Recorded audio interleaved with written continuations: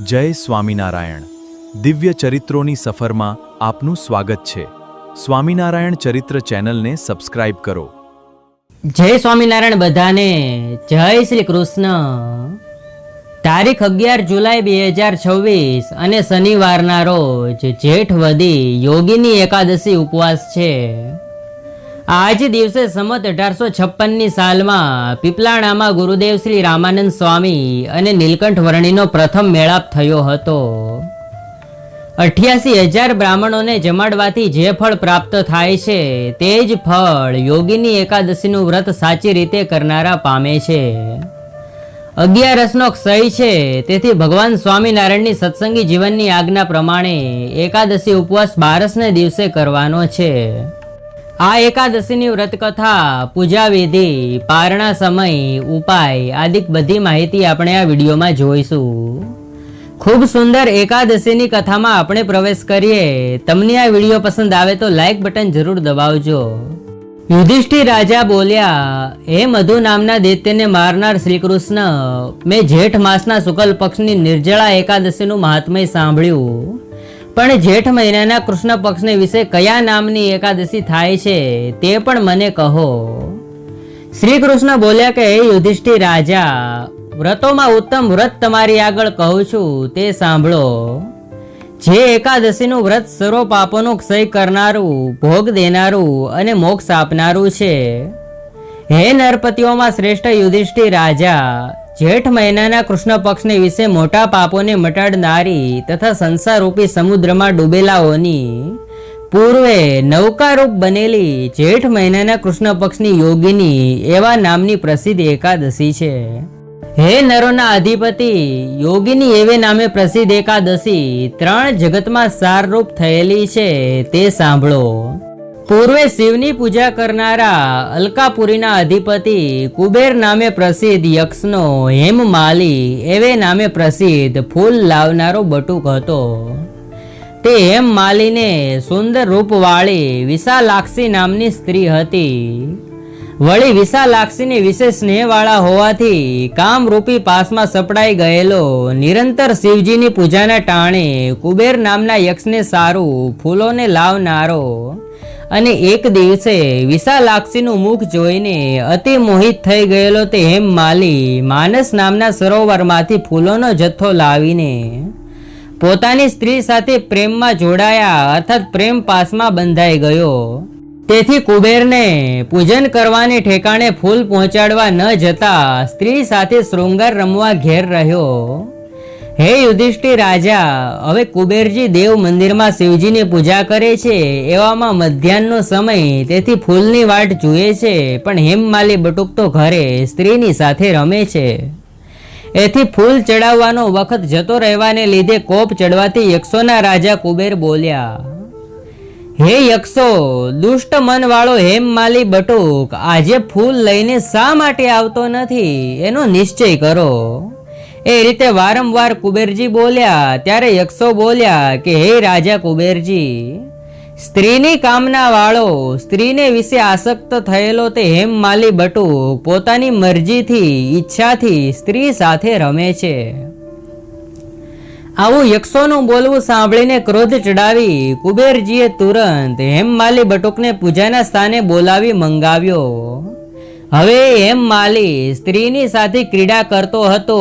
એવામાં યક્ષરાજ કુબેરનું ઉતાવળું આમંત્રણ જેવું આવ્યું કે તે જ વખતે તે હેમમાલી બટુક પણ વખતસર ફૂલ ન પહોંચાડી શક્યાની વાત યાદ આવવાને લીધે ભય પામવાથી આકુળ વ્યાકુળ નેત્ર વાળો એકદમ ઊભો થઈ શિવાલયની અંદર જઈ નમસ્કાર કરીને કુબેરની આગળ ઊભો રહ્યો.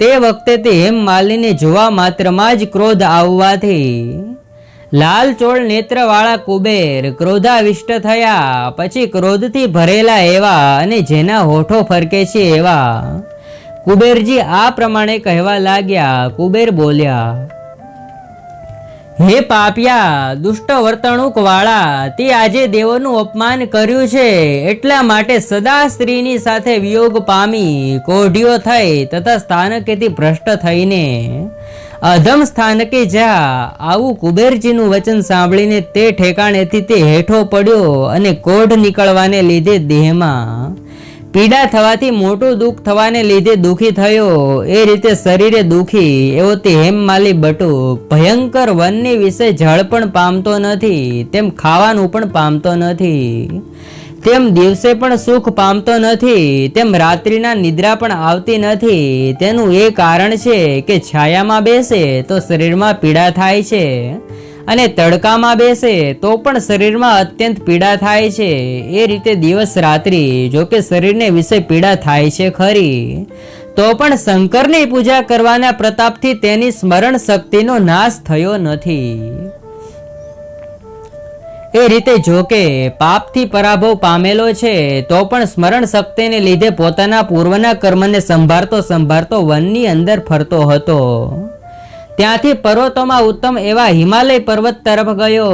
હે રાજા યુધિષ્ઠિર, તે પર્વતની વિશે જેનું આયુષ્ય બ્રહ્માના 7 દિવસ પર્યંતનું છે એવા તથા તપની ખાણરૂપ ઉત્તમ મુનિ માર્કંડેયને જોવાથી પાપ કર્મ કરનારો તે હેમમાલી બટુક બ્રહ્માની સભાના સરખો તે મુનિનો આશ્રમ જોવાથી તેની અંદર જઈ દૂરથી તેના ચરણોમાં નમ્યો. એ રીતે તેને દૂરથી નમન કરતો જોવાને લીધે મુનિઓમાં ઉત્તમ એવા માર્કંડેય મુનિ તે હેમમાલી બટુકને કોઢવાળો જોવાથી પરોપકાર કરવા માટે તે હેમમાલી બટુકને આ વચન કહેવા લાગ્યા. માર્કંડેય ઋષિ પૂછે છે કે હે હેમમાલી બટુક, તુને શા કારણથી કોઢ નીકળ્યો છે અને શા કારણથી તું અતિ નિંદવા યોગ્ય થયો છે તે મને કહે. એ રીતે બુદ્ધિમાન એવા માર્કંડેય મુનિના પૂછવાથી તે હેમમાલી બટુક બોલ્યો કે હે માર્કંડેય મુનિ, હું હેમમાલી નામનો બટુક યક્ષોના રાજા કુબેરનો નોકર છું. પ્રતિ દિવસ દરરોજ શિવ પૂજન વખતે માનસ સરોવરમાંથી પુષ્પોનો જથ્થો લાવીને કુબેરને હું આપતો હતો. એક દિવસે સ્ત્રીનું સુખ ભોગવવામાં આસક્ત થયેલો હું કામ વ્યાપવાને લીધે આકુળ વ્યાકુળ ચિત્ત હોવાથી સેવાને વખતે ફૂલ પહોંચાડવાનું ભૂલી ગયો. તેથી હે મુનિ માર્કંડેય, ક્રોધ પામેલા એવા રાજાઓના રાજા કુબેરે મને શાપ આપ્યો. એ રીતે શાપ મળવા માત્રમાં કોઢ નીકળવાથી દુઃખી એવો હું સ્ત્રીની સાથે પણ વિયોગવાળો થયો છું.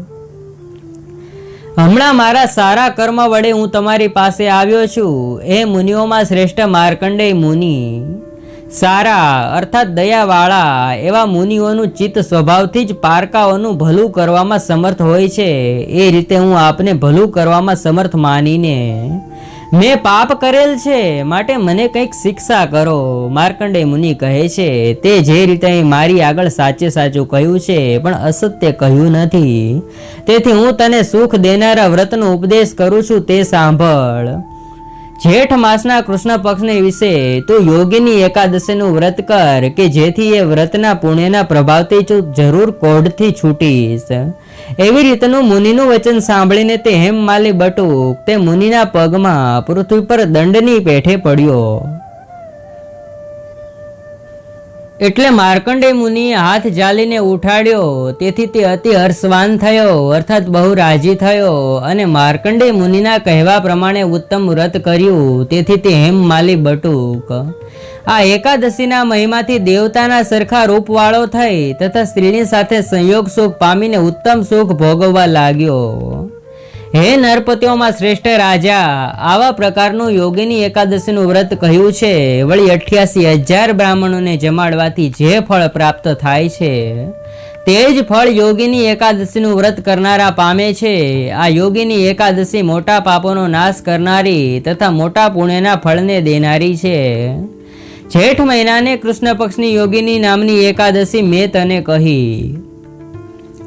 અને હે નૃપ, આ યોગીની એકાદશીના પાઠ કરવાથી અને સાંભળવાથી 1000 ગાયો દીધાનું ફળ પ્રાપ્ત થાય છે.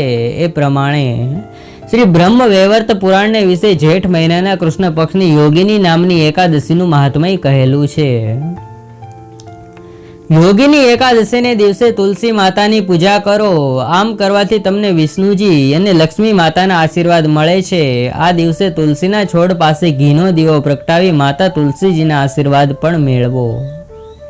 હિન્દુ પંચાંગ અનુસાર એકાદશી તિથિ પ્રારંભ થાય છે 10 જુલાઈ 2026 ને શુક્રવારે સવારે લગભગ 8:10 આસપાસ જે તિથિ પૂર્ણ થાય છે 11 જુલાઈ 2026 શનિવારે વહેલી સવારે 5:23 આસપાસ.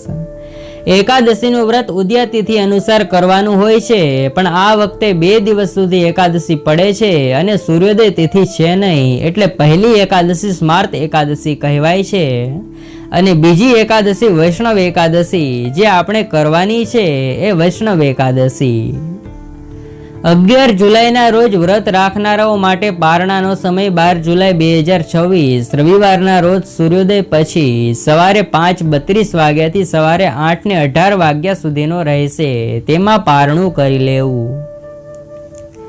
આ દિવસે વિધિ વિધાનપૂર્વક ભગવાન શ્રી વિષ્ણુ અને માતા લક્ષ્મીની પૂજા કરવાથી દરેક પ્રકારની મનોકામનાઓ પૂર્ણ થાય છે. ઉપરાંત એકાદશીના દિવસે ભગવાન વિષ્ણુનો વિશેષ અભિષેક કરવાનું પણ વિશેષ મહત્વ છે. ચાલો જાણીએ કે યોગીની એકાદશીની દિવસે ભગવાન શ્રી વિષ્ણુનો અભિષેક કેવી રીતે કરવો. યોગીની એકાદશીની દિવસે ભગવાન વિષ્ણુનો અભિષેક આવી રીતે કરશો તો વ્રતનું સંપૂર્ણ ફળ મળશે. એકાદશીને દિવસે વહેલી સવારે ઉઠીને સ્નાન કરો અને સ્વચ્છ વસ્ત્રો ધારણ કરો. ત્યારબાદ ભગવાન શ્રી વિષ્ણુ અને માતા લક્ષ્મીનું ધ્યાન કરીને ઓમ નમો ભગવતે વાસુદેવાય મંત્રનો જાપ કરો. યોગીની એકાદશીને દિવસે ઘરે પંચામૃત તૈયાર કરો અને ભગવાન શ્રી વિષ્ણુની પૂજા દરમિયાન તે પંચામૃતથી તેમનો અભિષેક કરો. પંચામૃતથી અભિષેક કર્યા પછી સ્વચ્છ પાણી અને ગંગાજળથી ફરી અભિષેક કરો. ત્યારબાદ ચંદન, ફૂલોની માળા અને પુષ્પ અર્પણ કરો. અભિષેક બાદ ભગવાનનો શૃંગાર કરો. તેમને પીળા રંગના વસ્ત્રો પહેરાવો. ચંદન, કંકુ અને પીળા રંગના પુષ્પ અર્પણ કરો. અંતમાં ભગવાનને ભોગ રૂપે પીળી મીઠાઈ અર્પણ કરો. ભોગમાં તુલસી દળ અવશ્ય સામેલ કરો. એકાદશીની પૂજાનું ફળ. ધાર્મિક માન્યતાઓ અનુસાર એકાદશીની દિવસે ભગવાન શ્રી વિષ્ણુની આરાધના અને અભિષેક કરવાથી તમામ પ્રકારના શુભ ફળોની પ્રાપ્તિ થાય છે. ભગવાનની કૃપાથી જીવનમાં સુખ સમૃદ્ધિ મળે છે. આર્થિક મુશ્કેલીઓ દૂર થાય છે. માનસિક શાંતિ પ્રાપ્ત થાય છે અને અંતે મોક્ષ પ્રાપ્તિનો માર્ગ સરળ બને છે. બ્રહ્મ મુહૂર્તમાં પૂજાનું મહત્વ. એકાદશીને દિવસે બ્રહ્મ મુહૂર્તમાં પૂજા કરવાનું વિશેષ મહત્વ છે. હિન્દુ ધર્મ અનુસાર બ્રહ્મ મુહૂર્ત સૂર્યોદય પહેલાનો અંદાજે 1.5 કલાકનો સમય હોય છે. સામાન્ય રીતે આ સમય સવારે 4 વાગ્યાથી 5:30 વાગ્યા સુધીનો માનવામાં આવે છે. આ સમયે કરવામાં આવેલી પૂજા, જાપ અને ભક્તિ અત્યંત ફળદાયી ગણાય છે. એકાદશીને દિવસે દાનનું મહત્વ. હિન્દુ માન્યતા અનુસાર કોઈ પણ વ્રતનું પૂર્ણ ફળ મેળવવું હોય તો દાનને શ્રેષ્ઠ ઉપાય માનવામાં આવે છે. તેથી યોગીની એકાદશીને દિવસે જરૂરિયાતમંદ વ્યક્તિ અથવા મંદિરના પૂજારીને પોતાની શક્તિ અનુસાર પીળા વસ્ત્રો, ચણાની દાળ, ગોળ, પીળા ફળ, જળથી ભરેલો ઘડો તથા ધનનું દાન કરવું શુભ અને પુણ્યદાયક માનવામાં આવે છે. એ સાથે સૌને જય શ્રી કૃષ્ણ. તમને આ વિડીયો પસંદ આવ્યો હોય તો લાઈક કરજો, બીજા ભક્તોને શેર કરજો અને તમે આ ચેનલ પર પહેલી વખત આવ્યા હોય તો આ ચેનલને સબસ્ક્રાઇબ કરી બેલ આઇકન જરૂર દબાવજો.